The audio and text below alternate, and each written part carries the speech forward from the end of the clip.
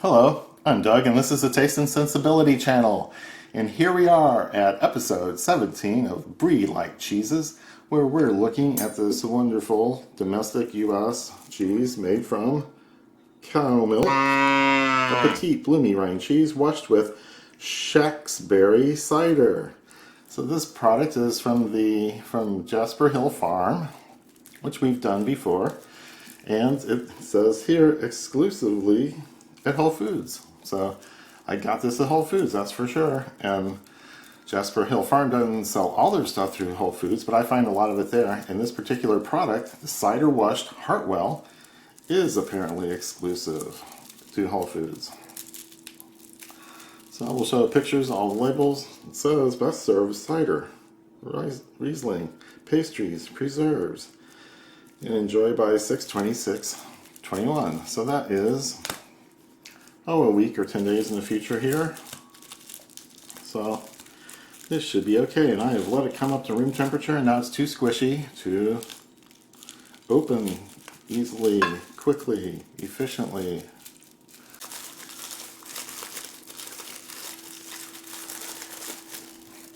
There we go.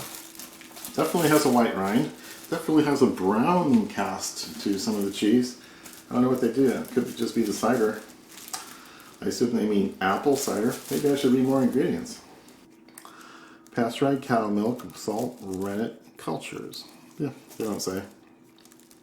From Greensboro, Vermont. This is the location of the company. And oh, by the way, this is $7.99 for 4 ounces. $7.99 for 4 ounces. So I'm just gonna cut the thing in half. It is very soft on the inside. It is creamy, a little tinge of yellow or buttery or cream color. And it's so soft it oozes as much as cuts. Yeah, we'll be able to work with this. It's very custardy. See how soft it is. So, not quite runny, but it's well on the way.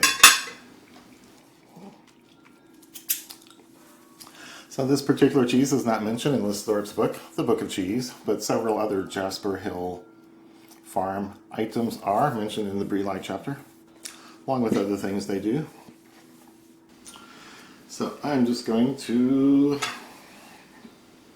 dig into some of the custardy, yellow, wet, soft, squishy cheese here.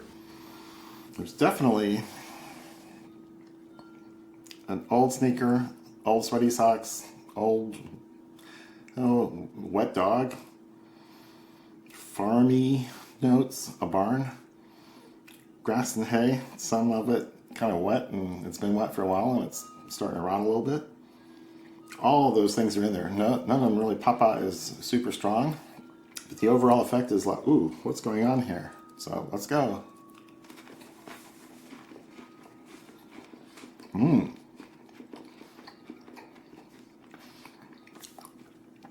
Tangy.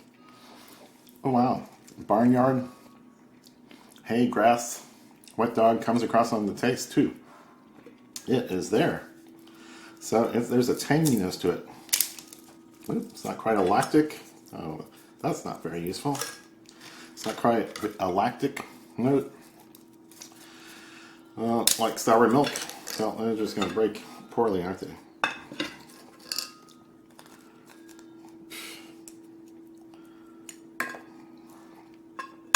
Cracker disaster. So let's do that again. This isn't. There's these soft insides and a little bit of the white and brown rind.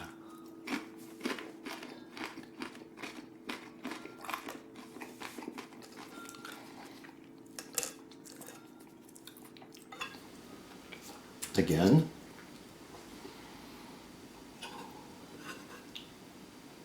Oh.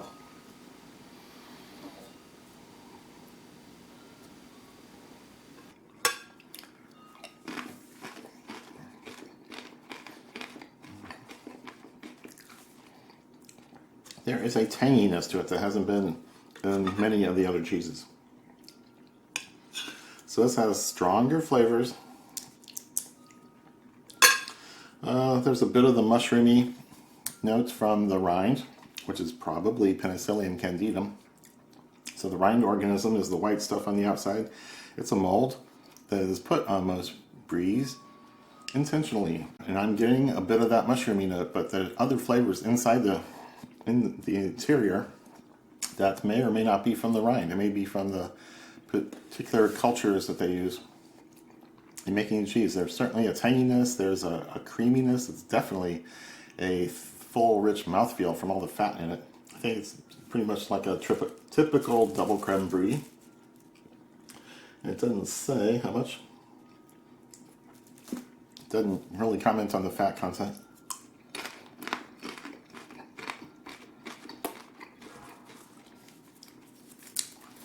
So, cheesy, strong, intense, definitely mushroom, definitely tangy, definitely fatty mouthfeel. Wow, these flatbreads are just a disaster all over. Let's try to get rid of it all in one bite here. So, a lot of people would have a strong reaction against this because of the tanginess or brightness or acidity in the flavor, and also the funkiness of the flavors. Might not be everyone's cup of tea since they're so farmy, animal-y, strong, maybe unpleasant to some people. You know, shoes, socks, wet dogs. Not especially salty. All the crackers are very modestly salted. And the cheese has some salt in it that just, you know, perks it up. And so I think I will move on to some sort of pairing here before I run out of my first quarter. So a little smear of the cheese. And I'm going to put on some chili dusted mango. A couple of pieces. So let's give this a try. Okay, the sweetness and fruitiness of the mango and the chili dust, dried chilies, kind of pull your attention away from the stronger flavors of the cheese. So it works well together. It accentuates the creaminess of the cheese, really. That worked.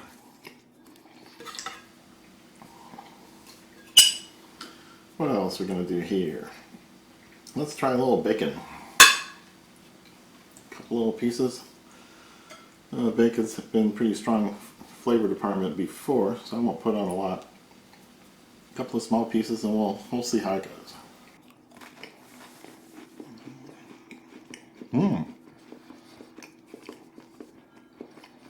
Good combination. Super savory notes in the cheese go along with the bacon, the meatiness, and the smoke. So that is a good combination. It works pretty well.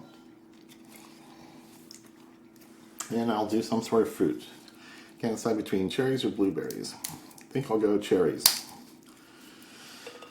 To look for complementary tartness. Let's see if that's a silly idea or means something. My dried cherries are over here. I think they're sour ones that have been sweetened. And that should be enough to taste things. Cheers. That goes pretty well together. Fruity tartness of the cherries connects with the tartness of the cheese and sort of bypasses all those animal-y notes. Stinky things that are in there. So that works well together. So people that don't like this particular cheese for its own flavors might find pairings acceptable. So if you like the videos that you've been seeing here on this channel, please give this video a thumbs up, like and subscribe, and click the bell to get notified when the new videos come out on Mondays. Leave comments down below, leave questions, and let us know if you've had a cheese like this or any of these Brie-Like cheeses that we've been talking about. So come back next time and see another review of another one of these Brie-Like cheeses. But until then, cheers.